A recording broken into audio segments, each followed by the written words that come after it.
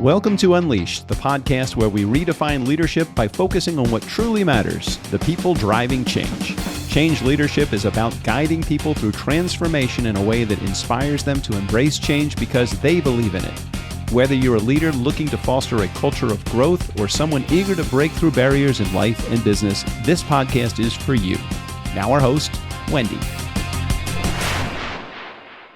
Welcome to the Unleashed podcast. I'm Wendi, and I'm your host. I'm really excited today to introduce you to Jeff Lawrence. He'll be our guest today on the show. Jeff has over 30 years experience in church ministry. He has served on leadership teams for national organizations and even as a board member for the National Embryo Donation Center. He's got a really diverse background that I'm really excited to dig into. He started out in pharmacy and music, and he is currently working on his doctorate in apologetics. Today, we're going to dive into a fascinating topic, servant leadership. And, Jeff and I have had the opportunity to share insights yesterday and do some pre-work to this podcast. And I just can't wait for our listeners to hear Jeff's insights and experiences. So, Jeff, welcome to the show. Thank you so much, Wendi. It's great to be with you. Well, Jeff, you have quite the eclectic bio. From pharmacy to music to apologetics. Yeah. So I'm curious, how'd you get here? Tell us a little bit about you. The funny thing is my left brain and my right brain have always been fighting. What I mean by that is, I've always had that musical side. I grew up in a musical family. So I've always had that. So the artistic side. And then the other side is, my dad was an aerospace engineer. So I grew up with that other background, which, led me to always love science, but also I loved always trying to figure out how things fit together. Why does it make sense, right? And so I was that kid. that drove his parents crazy, So my mom would make me practice the piano, and I would sit down and there'd be notation. I want to know how that worked, but then I'd just start playing by ear, and she'd come around the corner and go, "That's not what you're supposed to be doing," and but then I'd run out and I played tennis, and then when I got to college, I always loved medicine, but all along I also knew that God had kind of really put in my heart, I guess, a call to ministry, really. But I had a student pastor that told me one time, if you can do anything else, do it, because you're probably not called. So I was trying to do anything else. I was a little bit of a Jonah. It's like, I'm going to try my way because I love this stuff. So on your way to Nineveh. yeah, absolutely. So I just, that background, it's funny hearing you talk about it because it's like, man, that guy's crazy. Not crazy, just incredibly interesting. yeah, for real, So I in college, I had opportunity I was studying music, but music wasn't everything to me. It was just one of my loves. And then also pharmacology. So ended up in a dual degree type thing. And then went on seminary. I'm from Orlando, so I'm from right here. So I also, during that period, something that I don't know that I told you earlier, but I also went to work for Disney Entertainment. And so during that season, I was doing some things. The studios just opened, in entertainment and seminary at the same time. Wow. Oh, so theology is a love of mine. Leadership is a love of mine. And now, especially in the past several years, has been apologetics, and which is kind of where I'm at right now. And now I'm the spiritual director at Foundation Academy here in Winter Garden, working with faculty and administration and the next generation, students, which is also a love of mine. So I'm just grateful. God's just allowed me to do some really cool things. And man, I didn't earn it. I certainly didn't earn it, but he has graced me with the opportunity. And I'm just grateful for it. Fantastic.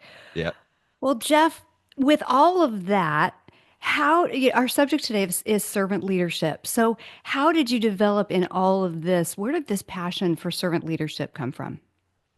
Well, I think over the years, I've had opportunity to serve on a lot of different teams. Um, when I was young, I guess, well, yeah, from a very early age, I was on different teams. And then at about the age 29, I ended up in a position that probably I was extremely young for. It was a worship pastor at a very, very large mega church where I had a huge team and a huge, huge ministry and kind of thrown into it. And so what I did is I had to rely on many of the mentors that God had placed in my life. And as I was under their mentorship, I always made a note of things that I wanted to do and wanted to be, and things that I didn't want to do and didn't want to be. Right. So I think, and we can talk about this more later, but I think some of the best leaders were the best followers. And if you can be a great follower, um, then I think there's opportunity that in time you could potentially be a great leader. Um, and so as I followed, I wanted to follow well. I wanted to follow my leader well. I wanted to watch everything. So all of this then comes into play in that I saw servant leadership modeled for me, but I also saw authoritarian leadership Mm, as well. And as a follower, I always made mental note of how both of those made me feel and made me sense the worth that I was providing to the team. Right. And I decided early on, it's like, I don't want to be one of those guys. I don't want to mm, be authoritarian. Right. Because I could see it from a perspective that that leader couldn't. I could right. see it. So I would make mental notes. I would actually journal at times. Here's some things to learn from somebody who's actually modeling it in a way that I didn't think was effective leadership, right? It Yeah. wasn't that I didn't like the leader, it's just like I could see what the team felt Mhm. about the Yeah. leader. I could see how the team reacted.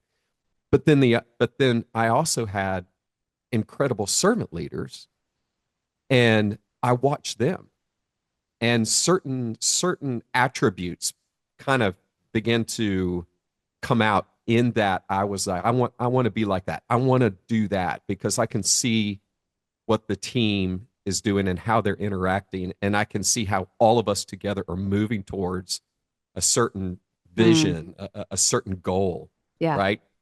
And so I think that servant leadership model was something that I was able to see Yeah. and learn from. And then, of course, uh, biblically, if we understand the leadership model of Jesus, man, I'm telling you what, if more and more leaders understood that Mm. and just practiced it in their businesses, with their teams, in their ministries, whatever, um, it would be it would be life changing. It would Hmm. change the organization completely. Isn't that the truth, Jeff? I mean, when I'm out there, and you probably experience this too, when I'm doing leadership consulting with organizations out there, one of the things one of the tools that I use is the book Lead Like Jesus. I think it's Mhm. absolutely one of the best. And, it talks about how, Jesus led through questions. When he was teaching, it wasn't as much, lecturing and telling people what to do and what you referred to as authoritative leadership. It was what do you think about that? And it was leading through questions. And Yep. when I'm working with organizations out there, one of the things that I will do is I'll say, I want you to have a frame of reference. So I invite them to do exactly what you just talked about, and I have them write down, what are some names of some leaders that you've had that have really inspired you, that have had influence over you and have had positive, because there's bad leadership too. So, that's a different conversation. And it is so sad to me that there are so many people that look at me with this blank stare like, I don't have a name to write down. Yeah. And so I think that's so interesting that you have confronted, the different types of leadership and written down here's what Yeah, to do and what not to do, and that yeah, started you in a yeah. path. And I think great leaders beget great leaders. Absolutely. There's a reproductive side to leadership, and men and women who are in a leadership position who really, really understand that, I believe, typically have a desire to reproduce it in others, right? And so it's one of those things for me where I had somebody who saw me and said, "Hey, I want to reproduce myself in him." And What a gift. yeah, it really was. I mean, so today I could quote these specifically two leaders in my life. Um, I could quote them of times when they said something to me that at the moment I didn't completely understand it because I wasn't necessarily in a leadership role, but I made a note of it. And then years later, when I was in a Mm, leadership role, it came back. I yeah. remembered what they had said. I remembered what they had modeled. And I think, for people who might be watching this podcast or people who are thinking about leadership, considering what it means to be a leader, the Bible talks about the discipleship model. So disciple making was really, really important to the gospel, really, really important to the Christian movement, if you will, the kingdom movement. And it was always one disciple maker with two disciples to three disciples. It was always pouring life into others. It wasn't, hey, read this book. That's It right. was follow me, Mm, watch me, pattern after me, watch when I make mistakes and see how I handle mistakes, right? Um, so I think that reproducing is a very important thing. And if you desire to be a leader, I would suggest that you find somebody mm, that you pray about it, find somebody that you could potentially even approach and say, you know what, I would love to learn from you. I would love to mm. watch you. I would love to maybe go to coffee with you once a month. I would love to come into your team meetings. You know what I mean? Yep. And learn by watching and then modeling. And then I think you'll grow more than just about any book that you could ever read. Yeah, no doubt. Yeah. Very practical, right? So Jeff, as we're talking about leadership, I always think about, I got a degree in business, and I think back to that, and I'm going to age myself here just a little bit, and I'm okay with that. Uh, you know, Leadership back then was number one, it wasn't even an option to take a leadership course. Like there was no such thing. I took all management courses over the 4 years. Leadership wasn't a thing. And so I look back, and leadership historically was a title. And Yeah, we've that's right. evolved from, we all know today, I think, most people would agree that today leadership is absolutely not a title. And it's more, the behaviors that come out and things that we recognize in people. And, it's interesting because again, when I'm out there doing consulting, I'll do this same exercise and I have people define. So what is leadership? And everyone has such a different answer. So I'm Right. curious, as this leadership thing has evolved, how would you answer that question? What is leadership to you? So I remember a couple of years ago, John Maxwell gave this his definition, right? A leader is one who knows the way. So the first thing a leader has typically is vision. They can see there's something within them that sees progress and movement. Um, a leader is one who goes the way. Mm, So when I say goes the way, that means they go with the team, they lead the team, they're one of the team, and then the last part is and the leader shows the way. Right? That's his very simple definition. And mhm, I think for me, leadership comes down to influence instead of authority. And I believe there's several different parts to a leader, right? I believe that there's leaders who have it intrinsically built within them. So they just have leadership inside. And what do I mean by that? And why do I say that? Is because in today's market, excuse me, that you mentioned earlier, we have all of these leadership resources, right? People go to leadership conferences, they can take leadership courses, they can get degrees in leadership. 20 years ago, definitely 30 years ago, there was none of that, right? Exactly. What I think is happening, however, is I think sometimes people who are not necessarily leaders, intrinsically leaders, find themselves being put into positions where they must lead. Okay. And when that happens, many of these folks are in a position that they have to become something else that they're not. And what does that cause? That causes stress, anxiety, and sometimes they'll hide it. In other words, there are people who are leading today who, when they get in their car to drive to their place of business, they start out with, I got to muster the strength to be able to do this, right? Because they're made to do something unique and beautiful, is how God's made them, but it doesn't necessarily mean that they are a leader. But they're doing their best, okay? Right. So it drains them instead of energizes them. Yeah, exactly. Exactly, because it may be that they're supposed to be, the way that God's put them together, bringing another part of the team that's unique. They're contributing something else that's so unique according to their gifting. But today we're making everybody leader. And by the way, we never talk about followers.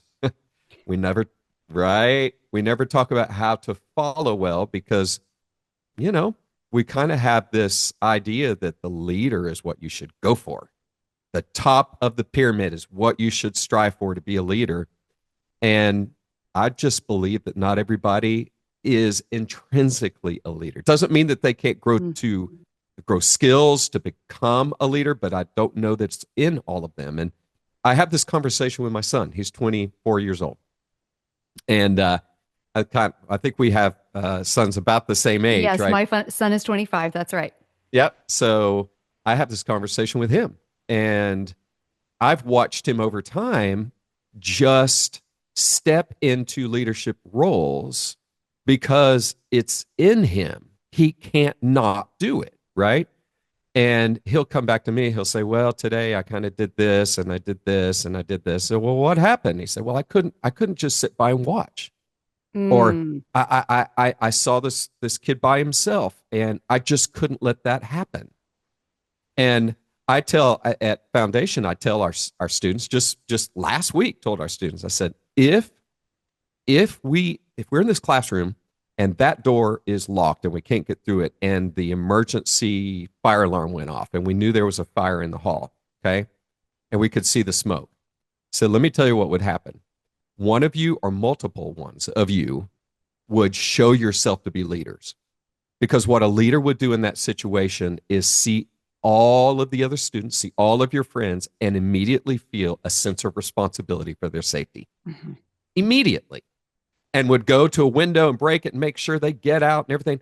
That's what a leader does, because it's built in intrinsically, right? Yes, intrinsically. It's and in that term we're saying it's right. It's built in. It's designed into you by your Creator, by God. It's there. And so I tell Jake, my son, I say it's gnawing, crawling, trying to get out. That leadership is in you, and you can't repress it. It's really difficult. So I think from a leadership standpoint, for me, when I have had leaders that I love following, it's always been those guys that have influence, and they have influence because they're genuine, they're authentic, and they authentically care for the people who are under them or people who are on their team. It's just something that they feel a sense, an innate sense of responsibility for. So a leader is not because of a title, it's because of influence. And that influence, as I said, comes from relationship. And then you start getting into servant leadership, right? Our Right? topic today. Yeah, because servant leadership is seeing yourself as less important than everybody else. You know, C.S. Lewis, and I always say, make sure I say this correctly. C.S. Lewis had a great quote. He said, and it's regarding humility, because humility is requirement number one for servant leadership. And he said, humility is not thinking less of yourself. It's thinking, I said it wrong, didn't it? It's No, not you said it right. thinking less of yourself. It's thinking of yourself less. Right. Right. Yep, That's one you exactly. almost have to write down and read. But that's exactly right. It's not thinking less of yourself, right? It's thinking of yourself less. It's thinking of other people on your team as more important than you. It's valuing other people and it being genuine too, Wendy, because, you know, you can't fake that. So You Jeff, simply, you know, I hear that, and I don't know, maybe some of our listeners are thinking the same thing that I am. You know, you hear humility and you think about, you know, the first shall be last and the last shall be first, and you know, all of that whole mentality. And that is just, we live in a world today that, you know, WIIFM, what's in it for me is the most listened to radio station in the world. And so that is so counterintuitive to the reality that I think some leaders are living in. So that's what does exactly that right. look like to create that, you know, humility? Are you kidding me? I think some people look at that as weakness. That's just not the world we're living in. So Mm-mm, Jeff, mm-mm. what does that look like? So humility is not a weakness. It is a strength. But let me speak to what you just said as far as culture goes, right? So and I see this being pervasive and I see it not necessarily getting better, but potentially getting maybe even a little worse. And so what I call that, in fact, for those who might be watching this program and they love to read, uh, there's a book called Strange New World by Carl Truman. And if you want to understand the culture that we live, the strange world that we live in, get that book because he goes back and shows how the works of philosophers that we don't know the names, but we're living out their theories now in culture. Guys like Rousseau and Huxley, uh, Sigmund Freud, that eventually found its way to Karl Marx. And he goes through the book and he explains that. So what that produces, the theories of these guys over time that's been adopted is called expressed individualism.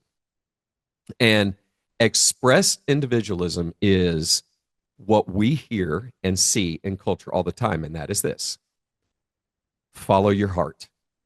You be you. The greatest and highest level of truth is you and your feelings.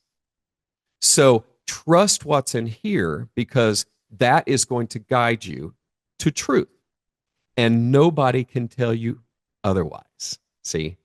So it's mixed with relativism. And that's probably a whole nother podcast, right? So Which I would love relative, to do with you, by the way. That would be yeah, really fun.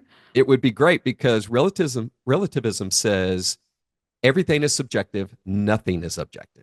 So it's basically saying, well, I have my truth, I have what I believe because of that express individualism, what my heart tells me. Okay, that is truth, and you have yours, and both of us are right. Both of us are always right. Now we could take that to the end, and I won't even get started on that yet because we can rip that to shreds. But Right. that's what produces then a new generation who's coming into businesses. And this is why leaders, man, you need to understand this. because there's ways to respond to it and ways not to respond to it. And a lot of times we respond to it by just simply saying, what's wrong with you?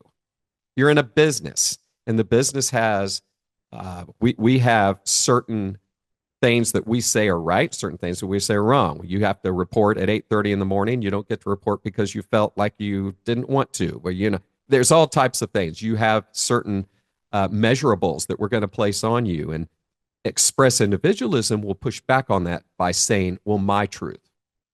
And I'm chasing after my reality, and I'm going to be me, and nobody else can tell me different. So they've been told this through culture for so long that now we have a situation where there's a lack of understanding of reality. It's the thing it's the thing I've said here recently, Wendi, probably a whole nother podcast, but this relates to leadership, is that you cannot force a system of ethics on a society, the United States, that is not grounded in reality. Now, that's a bigger quote. That's a bigger thing. Mm-hmm. But that's what has happened, is we have forced a theory, a system of ethics that you're not wrong, I'm not wrong, that you run after your truth, I run after my truth. Then we get in the business world, and boy, that plays out. And when that plays out, it's a no-win scenario. And we force that system of ethics on society that is not grounded in reality. So I think back to that subject, thinking about servant leadership and thinking how we respond to express individualism, the servant leader, not the authoritarian leader with that, they're fireworks. Instantly fireworks. You're going to be letting a lot of people go from your team. Those, or you'll let one go and the rest of them will dumb it down and just talk about it in the hallways. But the servant leader, when the servant leader takes true interest and empathy and compassion on the people on their team and expresses that, all of a sudden the longings that the people are trying to find fulfillment in themselves, all of a sudden those longings become fulfilled by somebody who truly cares. Yeah. Right? Which is so rare today, being in the business world. And I'm sure that, you see it in churches and schools. One of the basic needs that we have as humans that I don't think has ever changed is the need to be seen, to be heard, to be noticed. And as you're talking about servant leadership, I'm getting this picture of relationship and humility and empathy and all of those things. And I'm relating that to a couple of things. One, I know we've talked about doing a different podcast on DEIB, and we've added the B, which is belonging. And from my perspective, when I'm going into organizations, these leaders are looking at me going, Wendi, it's now my job to make sure my employees feel like they belong. I mean, I'm trying to run a business here, and do I want to create a great culture and all of those things? Yes, and yet that's a big task. So I know I'm going to plant the seed for that. I know that that's going to be another podcast. Right, At the same time, something that you hit on is turnover. And, we're seeing most businesses right now are seeing a higher turnover than they have ever seen. And we combine that with the fact that post-COVID, approximately 33% of the workforce never came back, either because they retired after COVID, either they retired or they became podcasters, they became influencers, Right. they got really creative. And so what we're seeing now is my son works in the HRIS field. And so he's into recruiting and interviewing and hiring and retention and all of those things. And he told me this morning that approximately 44% of employees will not tell their manager that they are leaving until the day that they have decided to leave. And their coworkers know, the manager doesn't know. And so they're not given any opportunity to do anything about it. And so, we've got less people in the workforce. We've got a higher level of turnover. So as a leader, how do they affect this statistic and how do they affect retention and Right. create an Right. environment where they're given the opportunity to make a change? That's right. That's right. So the one thing we need to understand is today, very few people have loyalty to the organization with which That is where so they true. work. Right. Yep. Right. So I think there's reasons for that. Right. I think part of it is you be you, you chase after your dreams. If this place doesn't fulfill it, go find it somewhere else. Um, some people will leave because they have to financially. All right. So that is one case that you're probably not going to be able to affect, right? Sure. Especially if they're in a position that you can't expand, right? So I get that. But I think what we're talking about is something a little bit deeper, a little bit different here. And I guess that there are probably some people watching this or listening right now thinking, you know what? I'm a business leader. I don't want to be a pastor. Right? Not a caretaker, not a I don't want to shepherd. be a caretaker. I don't Running want a to do all business that here. kind of stuff. Because that's not me. Mm. And I get that 100%. And I don't really think that anybody's asking you to be a pastor or a caretaker. But what I will say in a little bit of a pushback here that I think would help retention is people can never be an end to a means for you, right? A means to an end. Said it backwards. They cannot be, right? In other words, you cannot see people as your resource to achieve the bottom line. And Interesting. and now we're starting to talk about a heart posture. So if you're a leader, if you would genuinely look at your people and think, what can I do for them? Well, how can I resource them so that they, number one, will love their job, that they really enjoy, that get in their car in the morning and actually enjoy coming here. Doesn't mean that there's not going to be seasons of stress and anxiety when we're headed towards a goal that we're behind. I'm not talking about. I'm not talking about that. I'm talking about as a whole. You see your people as your resource and your responsibility, and people are messy. Trust me. That is an understatement, Jeff. That is Yes. so true. Yes. I've I had mean, not you convers- and I, most Of people course not. are Of messy. course Yeah. not. I've had conversations with pastors before because Jesus called us all sheep, and I've told them to say sheep have teeth and they're sharp, and they bite, so there are times when dealing with people is just hard, and sometimes they come in with entitlement, sometimes they come in with expectations, and those are going to be really hard to overcome. And it's not really your job to overcome those. But if the posture of your heart is right, as a servant leader, and you genuinely care, when you walk into your office, when you walk into your point of business, when you walk into wherever your team gathers, if you can look past the business side and you can genuinely see people who have hopes, who have dreams, who have aspirations, who have family, who have baggage.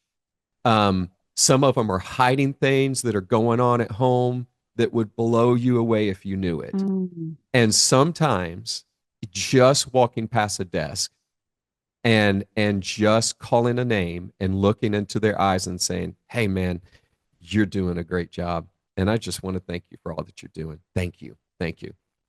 Will mean the world to these people, because here's what's true is they're not getting affirmation anywhere else. Anywhere else.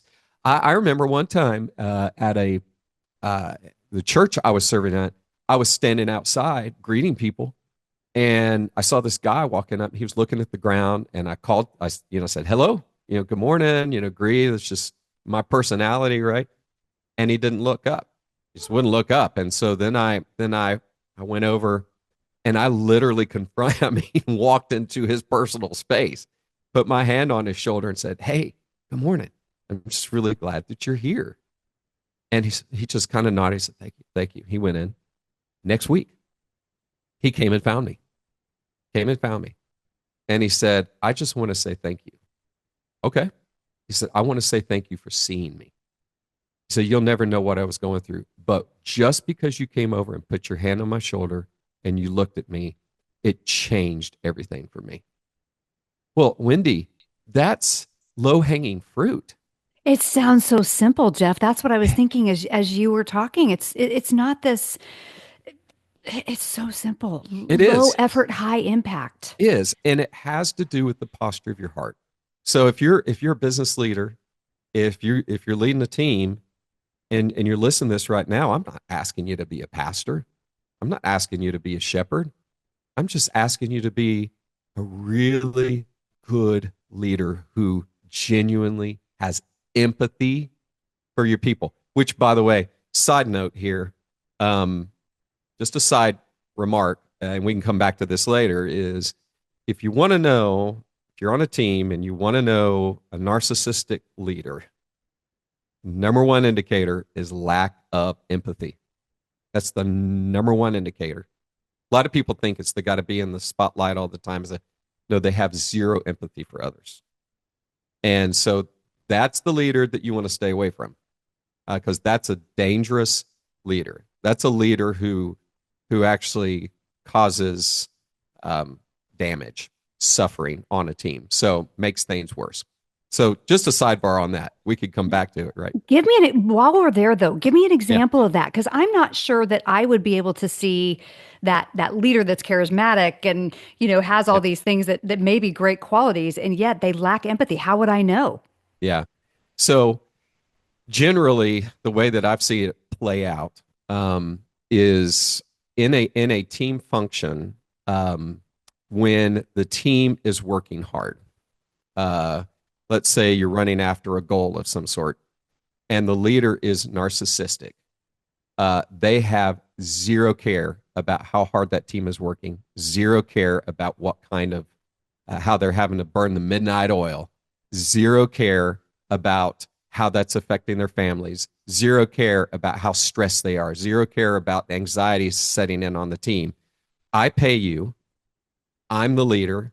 I have the title. This is my company. You'll do as I say. Get the job done. Get it done on time. Now, I know there are times that a leader has to crack the whip. I know that. Sure. But a really good leader will have empathy. If you're running after something really hard and your team is just knocking it out of the park, I mean, they're crushing it, then a leader with empathy will come around the backside, pat them on the shoulder, come around and say, hey, guys, pause just a moment. I want everybody to look at me. Look me in the eye. I want everybody to look at me. And I want to say this to you. Today, I got up, and the first thing I had was just a sense of gratitude, not because this team is winning, but I have a sense of gratitude for each and every one of you. And I want to tell you, thank you. Thank you for all that you're doing to help us meet this goal. And I'm serious about it. We'll talk on the other side of meeting the goal, but I want to tell see, that's empathy. Why would you come in and say that unless you're trying to fake it and you're trying to get them to work harder because you're yelling at them one moment and then come around the next moment and say, which by the way is another sign, Jekyll and Hyde, right, of a narcissistic leader. I'm going to manipulate you, then I'm going to gaslight you in order to get the job done. And people read through that. People know immediately what that is. So just a note, that's a lot of times how you'll be able to read a narcissistic, because I want to get to the end goal because it makes me look good. I'm the one that's going to look good. Well, that's the opposite of servant leadership. If the team wins, if the company is able to reach a goal, or you land the big project, whatever it might be, the leader's in the back of the room. Servant leader's in the back of the room going, look what you did. Look at how you guys won. Isn't this awesome? It's not pick up the mic. I just want to say how grateful I am. No. Jennifer over here, when you made that call and when you did, that was perfect. thank you. And then Mike over here, and then you did this, and then you just, guys, this is the team. We win. That's what a servant leader does, right? Mm-hmm. And it's kind of the again, not the authority, but the influence. And so having that genuine empathy and genuinely seeing people as folks who have skills and gifts and innate worthiness, right? When they see them that way, then guess what happens? Guess what happens? That team will walk over broken glass for you. That's right. They Isn't will. that true? They will. And so when we talk about leaving, trying to address the attrition, right, problem, it's much more difficult for somebody to leave a leader that they truly love. Mm. There are people who will go to a company because they feel seen. I'm not talking about having to go over and make sure that they feel belonging and that you're having to pastor them. Just see them. Just see them. And if you'll do that first step, then other things will naturally follow. And so then you get that family feeling going on, and then it's like they're going to think twice about going and working somewhere else, even if it's for more money. Yeah, because let me tell you, more money, and it's not always worth it, right? That's For sure. Well, I know, Jeff, that we talked a little bit about a leadership model that you use, when you're looking at servant leadership to put some structure around this. So give us what does that leadership model look like? So the CEO model, I call it, that most companies work is what I call the pyramid. We all are very familiar with it. You have the pyramid, and the CEO is at the very top of that pyramid. And all leadership trickles down. We know that model very well. The reason that model has to exist is because, as was it Teddy Roosevelt said, the buck stops here. There has to be a place where the buck stops. I get that. Somebody has to cast the vision. Somebody has to lead the organization. Absolutely. So we have the CEO up the top, and he or she are the most important in the business. They're the most important part of the whole organization because they set all of the standards, all the procedures, the vision, mission, so forth. So that's CEO model. But interestingly, the Bible pushes back on that some. And when I say that, I'm talking about the servant leadership style of Jesus. And his model was not this, it was inverted. So think about an upside down pyramid where the leader is at the bottom and he leads up instead of down. And see, that's what Jesus showed us in the scriptures, because he said he didn't come to be served.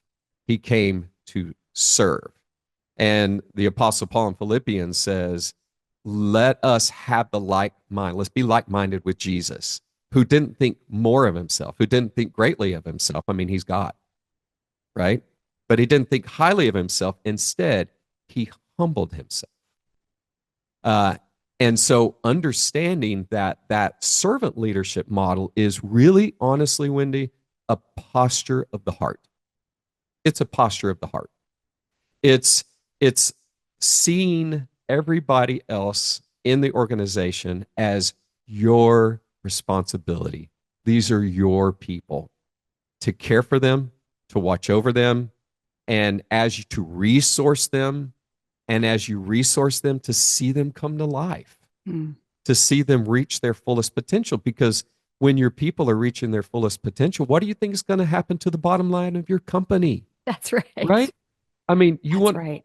Yeah, right. I mean, do you want to pick up a whip and just be every time and we're going to have these reviews, and all of those things are important. But when you have the posture, if your heart posture is servant leadership, when you see everybody else, you truly, truly sense that and feel that, and you're responsible for them, then it's going to change you. Mm-hmm. You're gonna come into the office different. There's going to be more of a fulfillment for you, and man, for everybody on your team. Understanding there's always outliers. Sure. Right. You're always. I always add this caveat, right? Is that if you want to be popular, sell ice cream, but don't lead. So, But don't lead. but don't lead. Interesting. There are going to be seasons where you have to make calls that people they're not going to be popular. So I Yeah. understand that. But if people know your heart, in the majority of the people on your team, if they really know your heart, they know you, then they're going to give you a pass.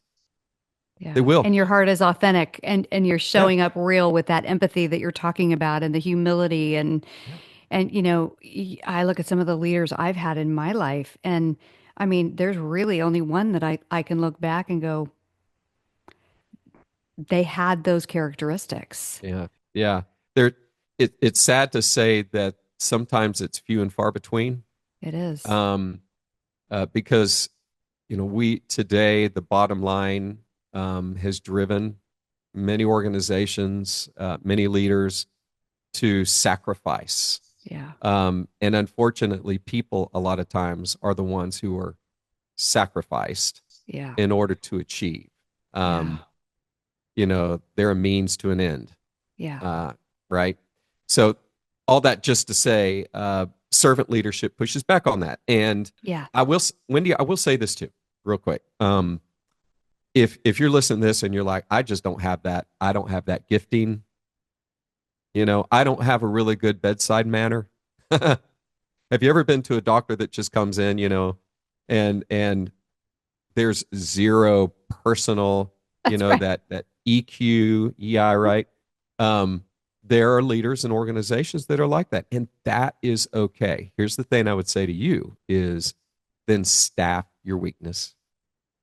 Then staff your Powerful. weakness. Yeah, Powerful. right. And my leaders, my mentors that I had and have, one of the first things they taught me were my blind spots, my leadership blind spots. And so one of the first things I learned to do is I know what it is when I'm in my blind spot. I know the ripple effect. It's like a wake. You know what the ripple effect on both sides of your blind spot are when you're in it, because once you have a blind spot, it never goes away. You just know how to manage it. But then you staff your blind spot, staff your weakness. And when you do that, then you really become so much of a better, well-rounded leader, right?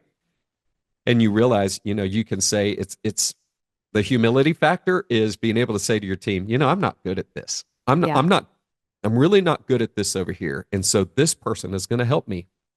Man, people love to hear that. Yeah. Well, and that goes to, I don't know if you've done strengths finders Oh, yes. where, we Yes. get to operate out of our strengths. Right. And, sometimes I think, yeah, and we still need to do those things. And yet we all know that we're kind of like a rubber band and we can certainly stretch, we can get better. We're Right. not going to be the best at our at our weaknesses. We can get better. If we can operate out of our strengths and hire for our weakness, how much better does that make the organization? Absolutely. That's huge. And I think, again, servant leaders embrace their weaknesses. Isn't that true? Yes, because remember, the number one qualifier for a servant leader is humility. It's just humility. And and by the way, nobody ever arrives at humility, right? I love that quote. My greatest sense of pride is in my deep humility. Right? I love that. It's a paradoxical statement, right? It so is. But humility is something that you gain, I think, over time. And I will say this. I think I mentioned this to you yesterday when we talked. Is I think a lot of times when I talk to guys, to ladies who were in leadership position, and I can tell there's a little bit of an ego there, and we've all had it, by the way, all of us, and we will have it again when it's all about us. We have to push back on that all the time. But one of the first things I tell them is I ask the question is, what would happen to this organization or this team if all of a sudden you were hit by a bus or you were just gone? What do you think would happen? Well, after some soul searching, I mean, if they're really honest, they'll say, it'll go on. somebody else will step into this position. And I'm like, yeah. And you know what else? And probably do a better job than you. Right. Wow, man. Okay. That'll humble you quickly. Yeah. And guess what? So what does that mean? You have been so blessed and gifted to be where you're at. And anybody else can do it in your absence. So carpe diem, seize the day and live it to its fullest, understanding that you have this moment to impact people's lives. You Mm-hmm. have this moment to lead, Mm-hmm. lead well, lead well. When you go home at night, you'll wrestle with your failures. You'll have your successes that you celebrate. And then you'll lay your head on the pillow and say, God, thank you. Mm. The heart of gratitude, right? Gratitude. Thank Attitude you, of God, gratitude. for letting Yeah. me have something that I have not earned nor deserve, but you've allowed me to do this. You see, that then becomes humility, intrinsic, it starts to kind of seep down into you and it becomes real and real to the people around you, Right. Yeah. right? For sure. So, Jeff, a lot of the things that I'm hearing you talk about with servant leadership also have to do with EI and people's EQ and that emotional intelligence. They say, our intellect is what it is. That can't be developed. Our emotional intelligence, though, it can be developed. And so many of those things that you're talking about really are our relational awareness, it's social awareness, it's relational management. So all of the elements of EI. So is there a intersection between servant leadership and EI, and what does that look like? Oh, they live together. I mean, it is absolutely parallel. You, I don't know that you can really have servant leadership without having a self awareness. Um, so I worked with a leader one time who had zero self awareness. I mean, I'm talking nada, you know, and I was his XP. So I was his right hand man. What's an XP? So executive pastor. Okay. So yeah. So I was the guy who was running all the systems and running everything. And so I could easily see it. So now I'm in the second chair and my leader does not have any self-awareness. His EQ was non-existent. And this is the worst place to be, Wendy. Absolute worst place to be. That you don't have it and you think you have it, but you don't know that you have it. So there's that old saying is, do you know that you don't know? Man, what a great way to describe it. You know that you don't know. That's called self-awareness. So with him, I remember one time the team had worked so hard on a project and it required bringing in some sets and some furniture and all this type of stuff and design and he parked his car and came in and walked through the final design that all of these staff, all of these people had put so much time, effort, and energy and their heart and their passion into it. And they were in there, and here comes the leader, and they're all ready for him to see it, and Be and so proud and yeah.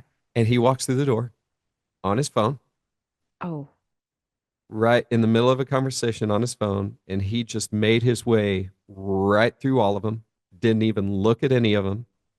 I mean, it had been an empty, huge space, empty. It was empty beforehand, and now it's filled with, it's not like you can't see it, right? Walked straight through it, walked up the stairs, went to his office. And you should have seen the team. At this point, the team didn't react with hurt. They were angry.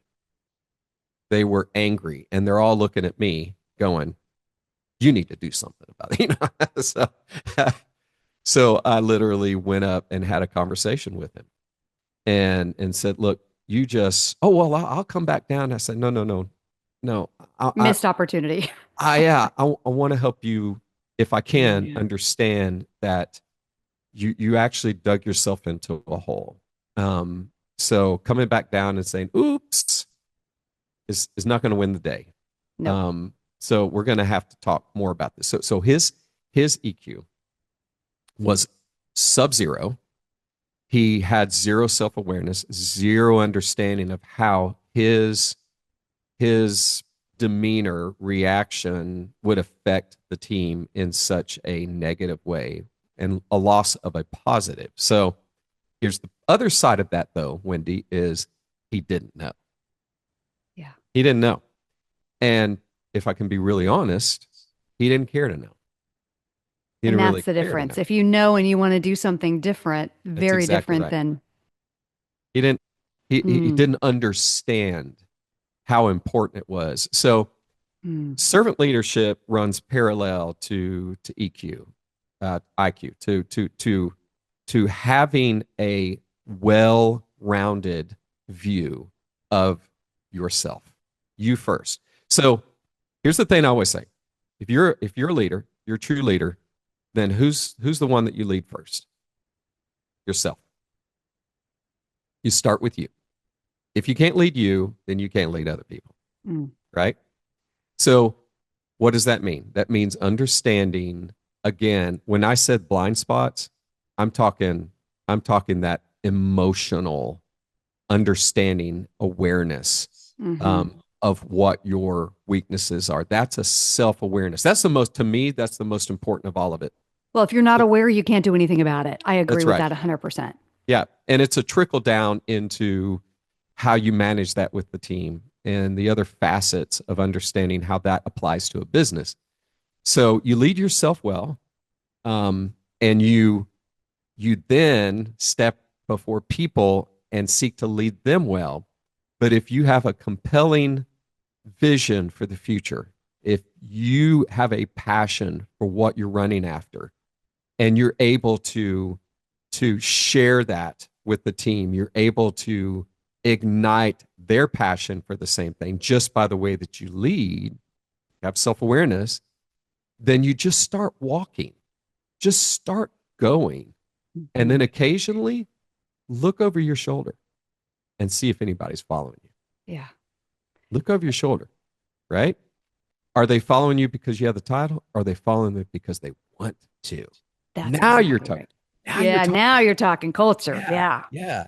Yeah, because they want to. They believe in the vision. And they believe in you because you believe in them. Yeah. And so now all of these things start matching. And then I will say this too. Remember when I said about mentors, having mentors? Some CEOs, some leaders have coaches, which I think is a good thing. But a lot of times coaches will be, one-on-one on a Zoom call, or they'll give you certain.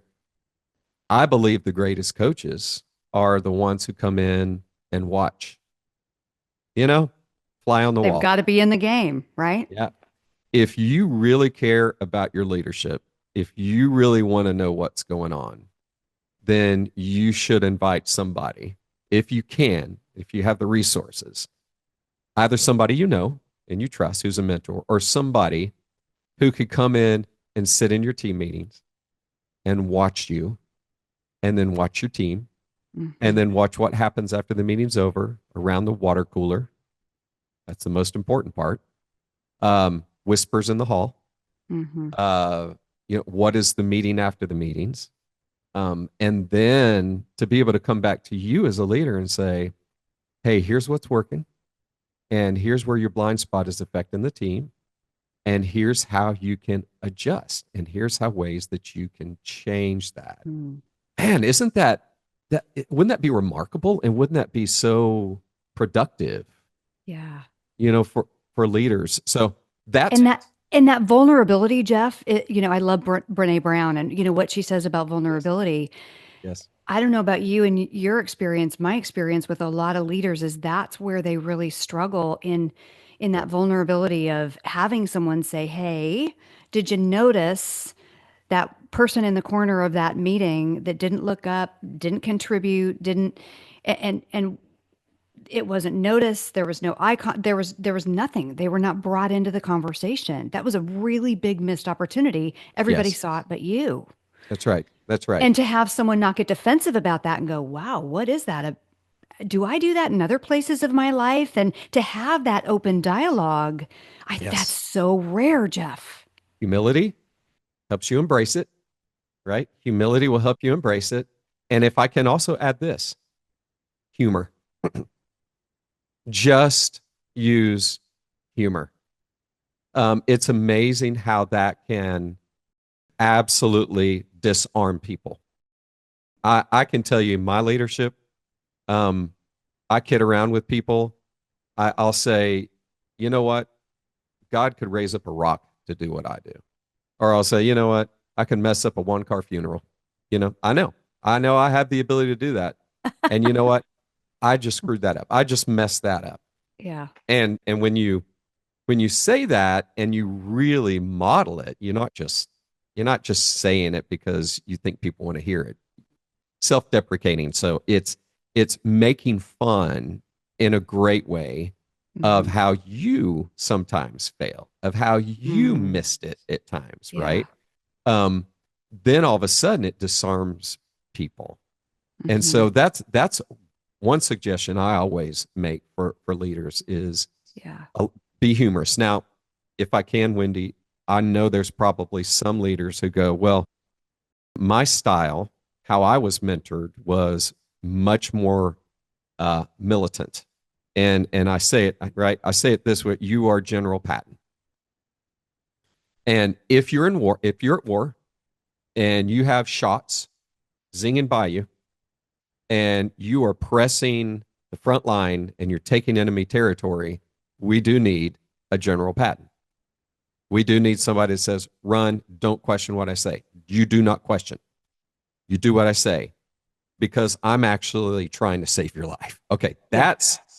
that's that mindset, a military mindset that I get, and man, that's important.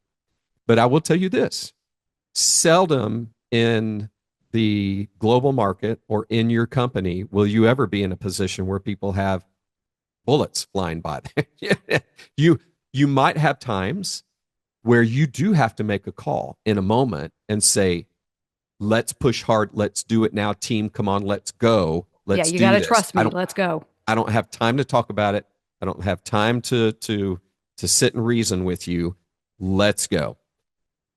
Who are they going to trust? What will they do? They will trust the one that they know has influence, that person who has influence in them. Mm. And they'll go and they'll do it.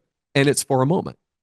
It's just for a moment. If you try to do that at all times, don't question me. That's authoritative, right? Hmm. An authoritarian. So I do realize there are times that you have to have that, but I don't think it's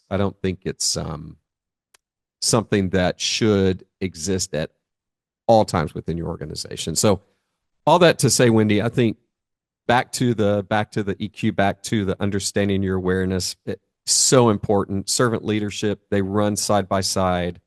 That humility factor, being able to staff your weaknesses, know your weaknesses, and make fun of your weaknesses in front of the Hmm. team. Yeah. I love the humor component. Yeah, humor, man. I'm telling you, for me, it has so disarmed. My grandfather was a storyteller. Mm. It's a he could tell stories that would absolutely blow you away. They were hilarious. I mean, hilarious. And so in our family, the Lawrences, we just have funny stuff that happens. It's just funny. Some people might be frustrated by it, but for us, it's like, well, it's the Lawrence. But sometimes we call it the Lawrence curse. If we're traveling, people who come up to me, things that happen that it's like, who else would this happen to? You know, laugh about it, laugh Yeah. about it, have humor about it. And when it Hmm. happens on your team, it's the same thing. I have messed things up before, Wendy. I have No, absolutely, you, Jeff, I can't imagine that. I'm telling you, I've done it good, could win the award. So, but when I say make fun of that, when I laugh about it, Right. it's amazing what happens on the team, you Mm. know? And then I sit Sure. down as one of equals. sit down with one as one of equals. According to Jesus, I'm actually at the bottom, and then I'm That's right. leading upward. You know, That's I'm right. you guys are here, and I just want you to win. Yeah. Guess Like what? You win. we're Everybody helping wins. you. We're supporting you. We're carrying you. Yeah, Yeah, yeah, it's a big difference. and it's real. Yeah. And that Yeah. authenticity, we've talked about a lot of different characteristics. Authenticity. We haven't talked about integrity. That's one that Uh, I would add. Empathy, humility, so many of those things, influence, uh, inspiration. So, as the leaders who are listening to this, or even, maybe they have the title, we may have listeners who have a title of leadership and are listening to this going, I don't know whether I'm leading effectively. And, one of the questions that I get often is I get these characteristics, I get conceptually servant leadership and EI and all of these things, and I have a big job to do. And I'm sitting here going, how am I leading? Is there a measurement of leadership? And I hear that a lot. And I think about, you referred to John Maxwell and his encouragement to, if you're leading and at some point you stop and you want to know if you're leading, and you're taking a walk, at some point stop and look back. And is anyone following? that's right. That's And right. if no one's following, you're not leading, you're just simply taking a walk. Fuck. And I think that's such a great picture Yeah. for our leaders who are listening or watching. Is there a measurement of leadership? And I say, absolutely, there is. It's Yes. followership. Would That's you right. agree with that? I What are your 100%. thoughts? Yes. Okay. So, but why are they following? Are Mm, they following because you have the title? Because they get a paycheck? Do you want the people who are following you because you pay them? Is that is that is that the only reason they're following you? Is because you pay them? Because they have um, insurance and they've got great, mm, other ways that make it worth their time. What I'm getting at here is it's again, it comes down to the posture of the heart. And it's the heart of the leader. So first of all, look over your shoulder. Are people following you because they want to follow you? But then are you at the back of the pack and pushing them? So there's ways that you can know that you're like, okay, team, we want to go there. So you go there, and I'm going to push you that way. That's a whole different type of leader. mhm, Or are you at the front of the pack and saying, I'm with you. mm. I'm going to feel the burden that you feel. I'm going to feel the cold wind of getting rejected. I'm going to feel these things with you as we go together. If you're burning the midnight oil, you're going to see me right here with you. That's the leader that people want to follow, right? But the leader behind is like, I'm going, I got a tea time. Remember, you got to have that on my office desk, by tomorrow morning at 8 a.m. And you need to get this done, and you need to get this done, and y'all are working really hard to meet the deadline. But I got a tea time. I got to go. Well, zero self-awareness, Mm. and that is a leader who is pushing from behind, Yeah. Yeah. not leading from up front. Well, and Jeff, you just gave me this picture. I'm having a flashback. So I did this communication and teamwork project in Kansas with the Kansas Bureau of Investigations. We had the local police department, and then we also had the sheriff. And the sheriff, Randy Henderson, is who I was working with, and brilliant leader. He's retired now. I think he's still doing some work in nonprofits and very interesting work. So I got everybody together and we're doing this exercise, and there was a problem to solve. Mm. And we have all these different branches of law enforcement, and they've got this puzzle that seems pretty easy to solve. And they have the blueprint. They know exactly what the end result is. They have all the tools to do it. And I'm sitting back and I'm watching these different groups because they're competing against other groups, and every single group is intermixed with all three branches of law enforcement. And I'm watching to see, and Randy is watching as well, who's stepping up Yeah. and who's not. Yep. And almost in every situation, the people that had the solution were not stepping up. They Right. would sit back and they would Right. watch everybody continue to fail. And because these people aren't stepping up, then other people are stepping up who didn't have the information. Everybody's getting really frustrated. Yep. And there's Yep. several different, you start with it and nobody gets it the first time. So you step back, you do a debrief and, you do some teaching and then on communication and, Yep. who has the goal, who has the answer, just really interesting. By the end of it, one of the greatest ahas is always the people who stepped up were not the people who needed to be stepping up and vice versa. And so my next question was, okay, when all three of these branches step up or you show up in a situation where time is critical and Yep. we've got a real situation where somebody's life is on the line, we've got a hostage situation, we've got a serious situation, is this what's happening in real life? And I Yeah. mean, the looks on these people's faces, because it's no different Yeah. and we That's don't right. have a common language and Right. so there are times that it is time to lead from the front, Mm-hmm. and Mm-hmm. there are times to lead from the back, or there are times to go, y'all get to figure this out. And That's right. all of those are different styles of leadership. That's right. How does That's right. one know, when to lead from the front and when to lead from the back and when to be a part of the team and when to completely step out? Do you have any insights on that? So a couple things. Let me start with the team dynamics real quick, and then I'll come back to when to know when to lead, because what you saw on those team dynamics was the leaders were apathetic. The leaders that you saw who had the solution when the team was trying to say it, they were apathetic. And they were probably apathetic because the environment had not they had not cultivated an environment where leaders can thrive. So what do I mean by that? Mm. Is if you're a leader, remember, great leaders beget great leaders. Mm-hmm.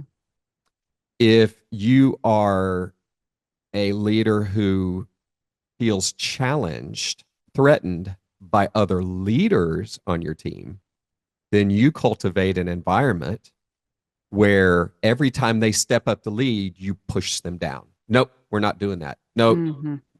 you don't talk. You just do what I say. Right.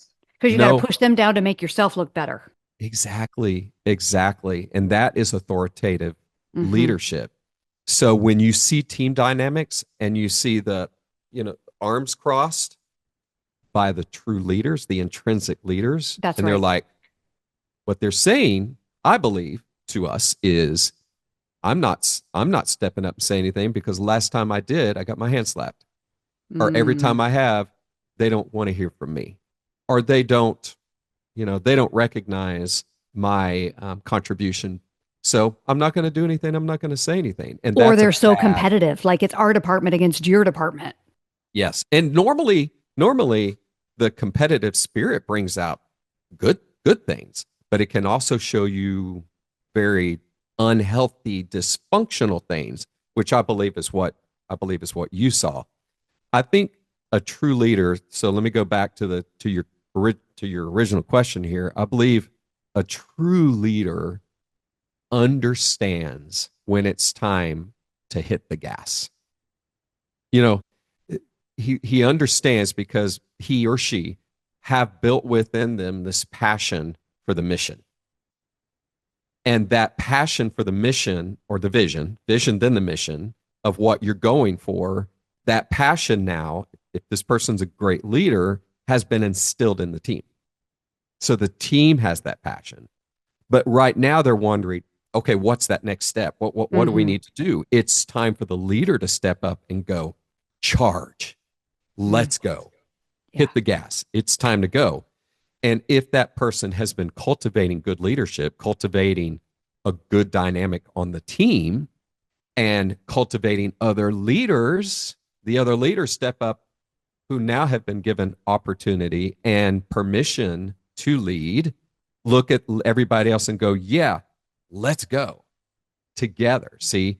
And so I think, for me, if I were in that situation and saw that, I would have a big red flag. anytime I see other people who are apathetic, specifically the leaders, because your followers, the people who are making it happen, and they're alive when they're making it happen, like a person who has a gift of hospitality, Oh yeah. when they're able to create a space and to create a place where people can come and fellowship and be, they are on fire. Man, they're alive. Leaders are most alive when they're leading, and they're leading well. So I think understanding when to crack the whip, and then, by the way, if you have a season where you've done that and it has not produced good results, then you need to be able to back up and go, what did I do wrong? What am I doing wrong? Like if I were that, law enforcement, I know law enforcement is probably a little different in that the dynamics of what they do every day is a very, very high stress. Yeah.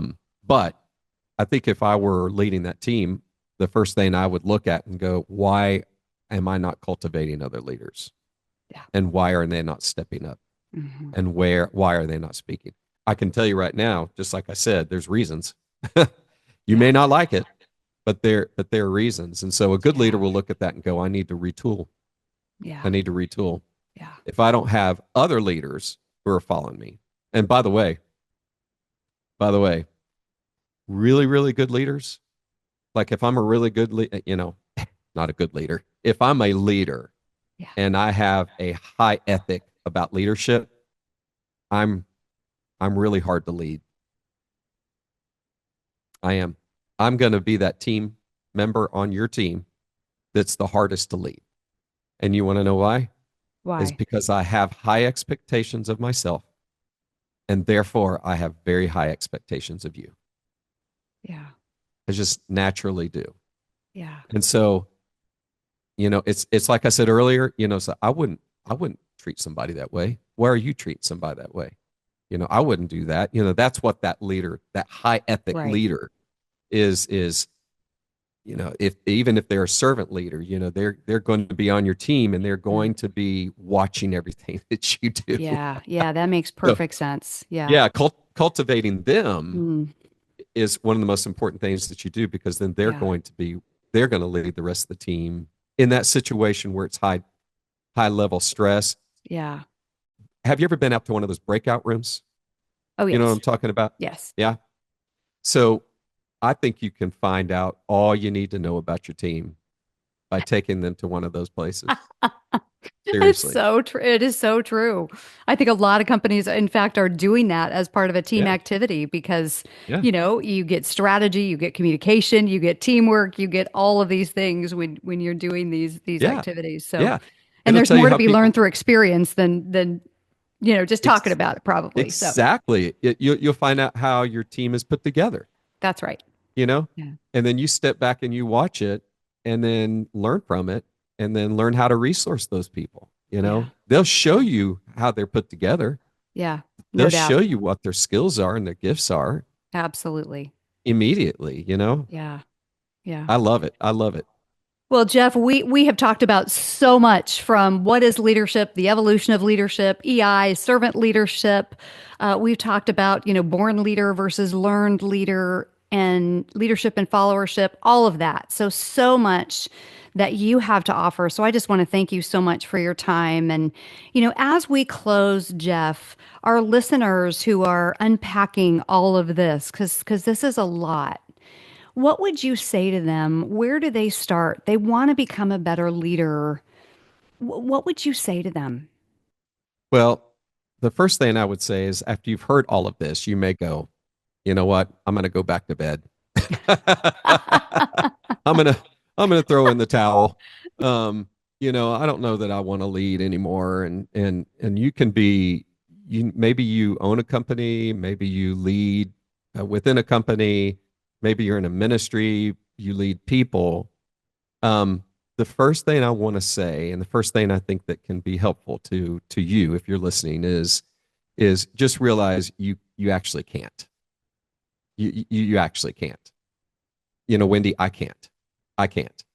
The best that I can do, right, is and I'm going to go a little bit. I'm going to go a little bit spiritual here, if that's That's all okay. right. A little That's scriptural here okay. is the Apostle Paul, when he was writing, he said, "The greatest that I have to offer is but filthy rags before His righteousness." And I think being able to realize that pressure is not really supposed to be on my shoulders. Um, that's the first thing, is to say, you know what?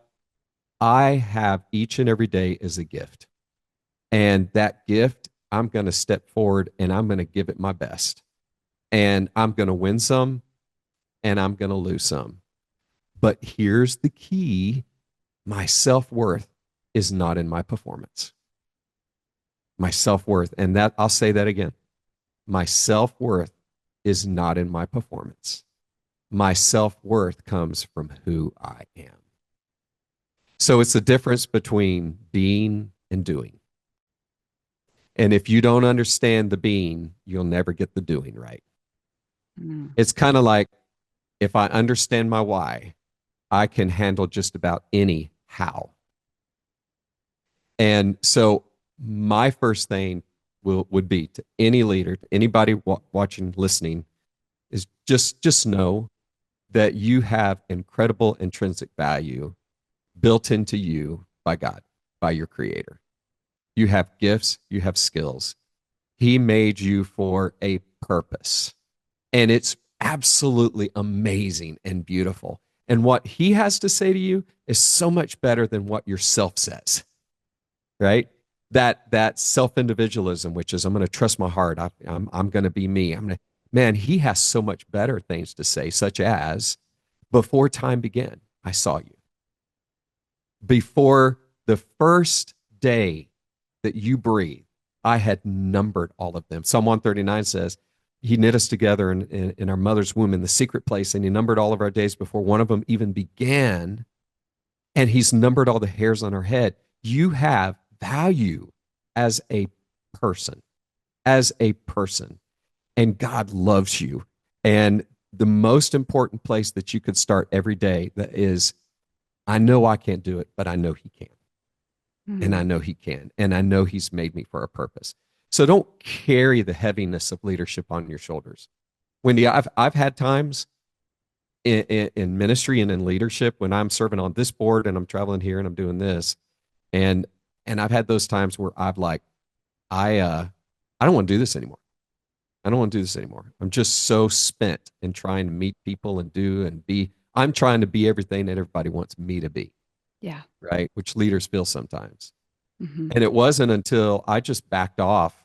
I mean, there was one time, Wendy, I was like listening to the Eagles Hotel California, and I had an epiphany.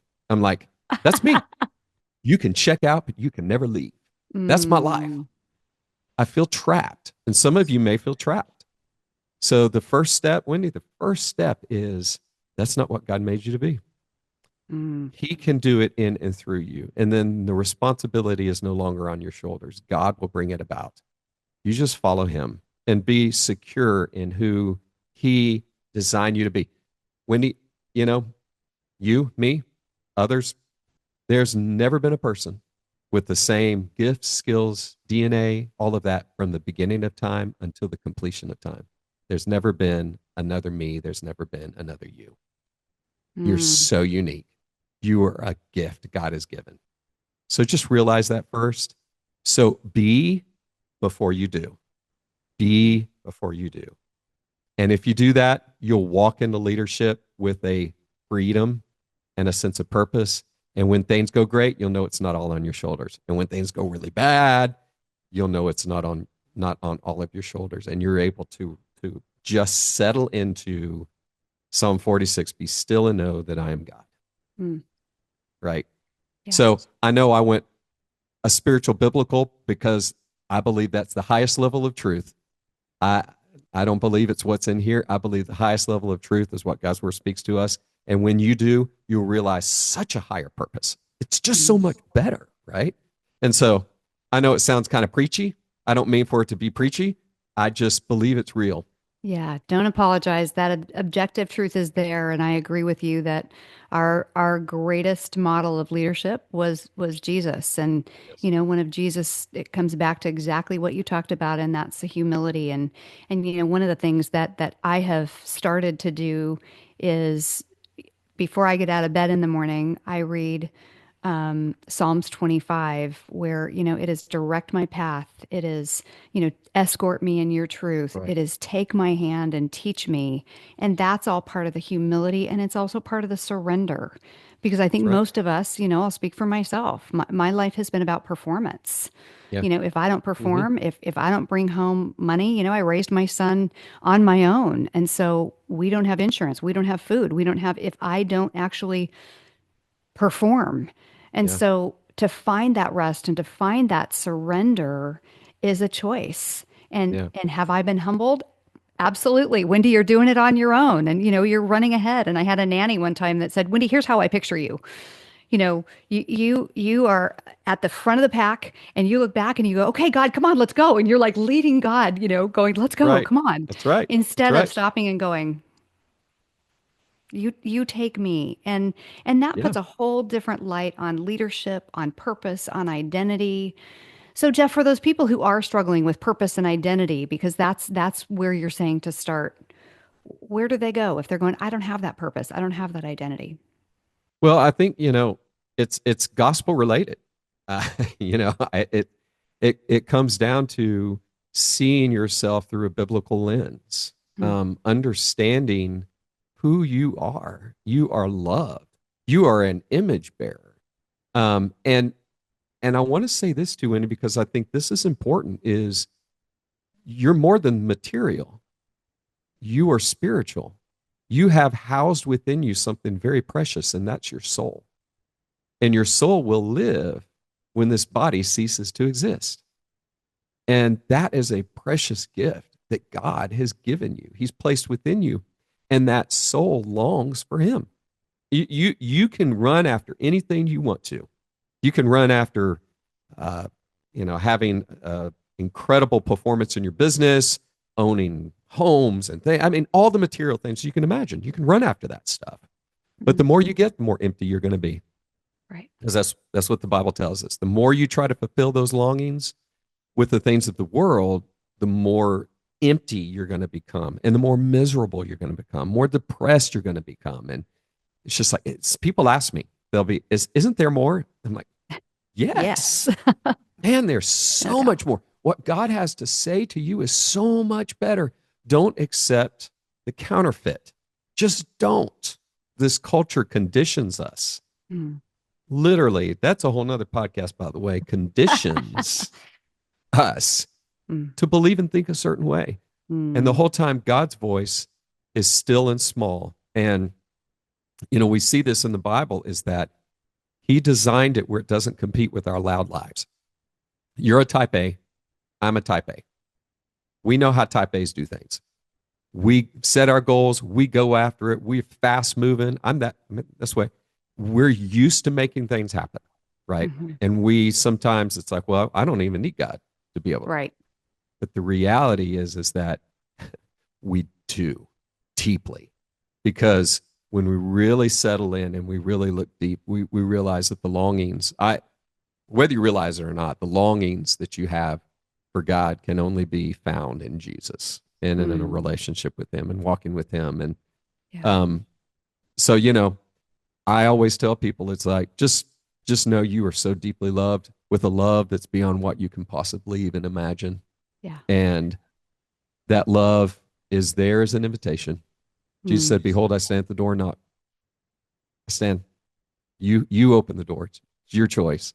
And so that deep love, that deep sense of belonging, of knowing Him and walking with Him, is something that I wish for all your listeners and anybody and everybody listening. And when you discover that and you walk in that, then you're a new creation. Hmm. Um, and you're gonna live with a whole different purpose. You're gonna lead with a whole different purpose. And Yeah.